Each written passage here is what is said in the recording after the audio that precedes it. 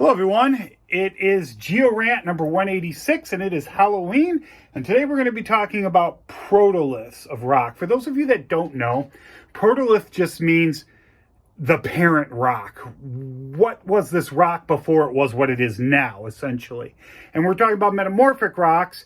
Well, that can mean the igneous rock that before it was altered to metamorphic rock, or a sedimentary rock before it was altered to a metamorphic rock, or even another metamorphic rock. So protolith, it just means what came before. Now, when I'm talking about sedimentary rocks, I can use the word protolith as well. Like if I'm talking about a sandstone, the protolith would be sand. If I'm talking about shale, the protolith would be clay, something like that. So it just basically bumps it back to something what it used to be. But here's the thing. And I'm going to be using sandstones and quartzite here as an example because I have several right here. One person's metamorphic rock can be another person's protolith. It depends on where you're at. You might be like, well, that's weird, Steve. And that's why I do things like, oh, I don't know, this, write stuff like this. So there's some sort of standard if you want to use it. And I go over, metamorphic sedimentary rocks is also igneous part to this as well. I actually do use this book a lot, surprisingly. Now, if I show you this rock here, no one's going to tell you this is a quartzite. Everyone's going to tell you it's sandstone. It's orange, and hopefully you can see some of the glittering there. It's quartz arenite. That's what we call the sandstone. It's mostly sand-sized grains, and it's almost all quartz. This is the Galesville Formation. I pulled this from near the Baraboo quartzite where it butts right up against it in Baraboo, Wisconsin. This was deposited in an Aeolian dune-type environment along a beach as the Cambrian seas transgress. So it's a very clean sandstone. Now, you'd be like, okay, Steve, yeah, that's cool. You got a sandstone. Yeah, I do. Now, what about this? Does this look like a sandstone to you? Does that at all? What about this? Does this look like a sandstone to you? Has ripple marks on it. This is actually a piece of Baraboo quartzite.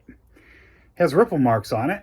Doesn't really look like a sandstone. I mean, no one would really call that a sandstone. I mean, I know it's hard for you guys to see the grains, so I'm going to stick with this. This really doesn't look like a sandstone. Most people are like, oh yeah, that's a quartzite. Now you look at it under hand lens, you can see there's quartz grains. This one's more granular than crystalline. When you start undergoing a metamorphic process from this to this, something like this, you can get recrystallization of your quartz and stuff like that. But this isn't, it's there, but not very much. Obviously it's there because it breaks off and fractures and across grains. And that's how you know you have a metamorphic rock. But if I was in, I don't know, Ontario, the Huronian rocks of Ontario, there's a lot of those state geologists up there, provincial geologists, that would call this a sandstone. They call it by their protolith. Most quartzites well preserved, even the Baraboo, we have well preserved ripple marks. So we have primary sedimentary structures preserved, are lower green schist facies metamorphosed. What does that mean? That means they're not highly metamorphosed. Quartz is kind of stable, well, up until about the amphibolite facies of metamorphism, so that's high grade. Now, most, if you can see here, I don't know, hopefully you can see this, just look at it if you want, but here's the line we're going to follow. So most quartzites that are quartzites fall within, I know this says slate, but we're following, quartzites can go through this as well. So they're in this area. There's a zeolite or very lower green schist. They're right in here. Now the Baraboo is right here because this is phyllite, and Baraboo does contain some phyllite. I've shown you guys that before. So Baraboo's right about here, and most quartzites throughout North America are right about here. Some a little less, some are a little more.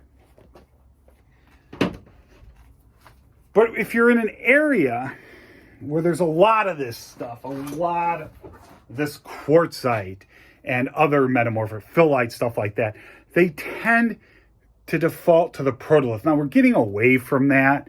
Like I've told you guys before, we're moving away from an interpretive classification scheme for rocks. You know, that's why we don't use the term till anymore. We say diamictin, diamictite, which does include some things that aren't till. But, however, our three main rock types, igneous, metamorphic, and sedimentary, are interpretive. And sometimes it can be hard to tell, especially like quartzite's pretty easy, even under medium grade metamorphism. But as I've shown you guys before, if you have an area with a lot of igneous rocks and sedimentary rocks, and you have medium or high grade metamorphism, and the sediments are derived from those igneous rocks, it can be really hard to tell which is sedimentary and which is igneous. And sometimes, quite honestly, it doesn't really matter. If you have mostly igneous rocks and then a little bit of sediment and then more igneous, who cares if that little bit of sediment is in there? But it can also lead to confusion, and I've talked about all that before. So this stuff is not as easy as people think it is. That's why when people, send me a picture of a rock and go, "Hey, what's this then?" This actually isn't a rock. This is man-made. But, I don't know what to tell you. I mean, I could take a guess.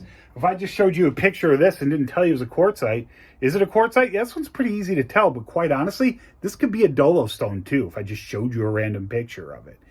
It could be. It could be a recrystallized carbonate rock. So these things are not always easy to tell.